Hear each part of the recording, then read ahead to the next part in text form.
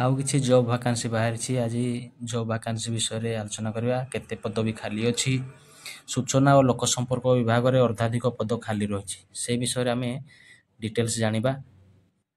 ସୂଚନା ଓ ଲୋକ ସମ୍ପର୍କ ବିଭାଗରେ ଥିବା ମଞ୍ଜୁରୀପ୍ରାପ୍ତ ପଦ ମଧ୍ୟରୁ ଅର୍ଦ୍ଧାଧିକ ଖାଲି ପଡ଼ିଛି। କାମ ଚଳାଇବା ପାଇଁ ବିଭାଗରେ ଜଣେ କନସଲଟାଣ୍ଟ, 29 ଜଣ ଠିକା କର୍ମଚାରୀ, 11 ଜଣ ଆଡହକ୍ କର୍ମଚାରୀ ଓ 9 ଜଣ ଆଉଟସୋର୍ସ କର୍ମଚାରୀ ନିୟୋଜିତ ହୋଇଛନ୍ତି। ବିଧାୟକ ଟଙ୍କଧର ତ୍ରିପାଠୀଙ୍କ ପ୍ରଶ୍ନର ଉତ୍ତରରେ ଏହି ସୂଚନା ଦେଇଛନ୍ତି ମୁଖ୍ୟମନ୍ତ୍ରୀ ମୋହନ ଚରଣ ମାଝୀ। ମୁଖ୍ୟମନ୍ତ୍ରୀ ତାଙ୍କ ଉତ୍ତରରେ ଦର୍ଶାଇଛନ୍ତି, ବିଭାଗରେ 4 ବର୍ଗରେ 1050ଟି ମାନେ ବିଭାଗରେ 4 ବର୍ଗରେ 4ଟା ଯେଉଁ ବର୍ଗ ରହିଛି ସେ ବର୍ଗରେ 1050ଟି ମଞ୍ଜୁରୀପ୍ରାପ୍ତ ପଦ ଥିବାବେଳେ ଏଥିରୁ 550ଟି ଖାଲି ପଡ଼ିଛି। ସେଥିରେ ମଞ୍ଜୁରୀପ୍ରାପ୍ତ ପଦବୀ ହେଉଛି 1050, କିନ୍ତୁ ସେଥିରୁ 550ଟି ପଦବୀ ଖାଲି ପଡ଼ିଛି। କ ବର୍ଗରେ ମାନେ ଗ୍ରୁପ୍ ଏରେ 107ଟି ପଦରୁ 50ଟି ଖାଲି ରହିଛି। ତା ସହିତ ଆପଣଙ୍କର ପଡ଼ିଥିବା ବେଳେ ଖ ବର୍ଗ ମାନେ ଗ୍ରୁପ୍ ବିରେ 307ଟି ପଦରୁ 168ଟି ଖାଲି ପଡ଼ିଛି। ସି ବା ଗ ବର୍ଗରେ ଗ୍ରୁପ୍ ସିରେ 338ଟିରୁ 167ଟି ଖାଲି ପଡ଼ିଛି ଏବଂ ଘ ବର୍ଗରେ ମାନେ ଗ୍ରୁପ୍ ଡିରେ 298ଟିରୁ 165ଟି ଖାଲି ପଡ଼ିଛି। ତାହେଲେ ଏଇସବୁ ପଦବୀ ଆଗକୁ ଭାକାନ୍ସି ଆସିବାକୁ ଯାଉଛି। ତାହେଲେ ଆପଣମାନେ ପ୍ରସ୍ତୁତ ରୁହନ୍ତୁ ଆଉ ପଢ଼ାପଢ଼ି କରନ୍ତୁ।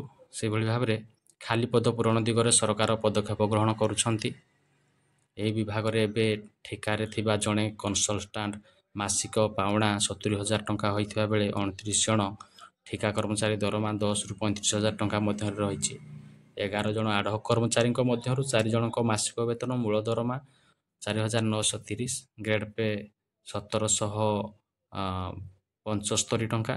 ତା ସହିତ ତଥା ଷଷ୍ଠ ବେତନ ଆୟୋଗ ଆଧାରରେ ମାନେ 6th ପେ କମିଶନ ଅନୁସାରେ ମହଙ୍ଗା ଭତ୍ତା ବା ଡିଏ ପାଉଛନ୍ତି ସେମାନେ ଓ ଅନ୍ୟାନ୍ୟ ଭତ୍ତା ମଧ୍ୟ ସେମାନେ ପାଉଛନ୍ତି। ଅବଶିଷ୍ଟ 7 ଜଣ ମୂଳ ଦରମା 5,200 ସହିତ 1,900 ଟଙ୍କାର ଗ୍ରେଡ୍ ପେ ଓ ଷଷ୍ଠ ବେତନ ମାନେ 6th ପେ କମିଶନ ଆୟୋଗ ଆଧାରରେ ମହଙ୍ଗା ଭତ୍ତା ଓ ଅନ୍ୟାନ୍ୟ ଭତ୍ତା ପାଉଛନ୍ତି। ତେବେ 9 ଜଣ ଆଉଟସୋର୍ସ କର୍ମଚାରୀଙ୍କ ମଧ୍ୟରୁ ଜଣେ ପରାମର୍ଶଦାତା ମାସିକ 90,000 ଟଙ୍କା ପାଉଣା ପାଉଥିବା ବେଳେ ଆଉ ଜଣେ ମାସକୁ 75,000 ଟଙ୍କା ଓ ଅନ୍ୟ ଜଣେ ମାସକୁ 28,400 ଟଙ୍କା ପାଉଛନ୍ତି। ଅବଶିଷ୍ଟ 6 ଜଣ କର୍ମଚାରୀ ମାସକୁ 13,900 ଟଙ୍କା ଲେଖାଏଁ ପାଉଣା ପାଉଛନ୍ତି। ତାହେଲେ ଇଏ ଥିଲା ଡିଟେଲ୍ସ ରିପୋର୍ଟରେ ଯେ ଆଗକୁ ଭାକାନ୍ସି ଆସିବାକୁ ଯାଉଛି। ତାର ଅର୍ଦ୍ଧାଧିକ ପଦବୀ ଖାଲି ରହିଛି। এই ଡିପାର୍ଟମେଣ୍ଟର ଯେଉଁଟା ସୂଚନା ଓ ଲୋକ ସମ୍ପର୍କ ବିଭାଗରେ ଅର୍ଦ୍ଧାଧିକ ମାନେ ଅଧାରୁ 50% ପଦବୀ ଖାଲି ରହିଛି।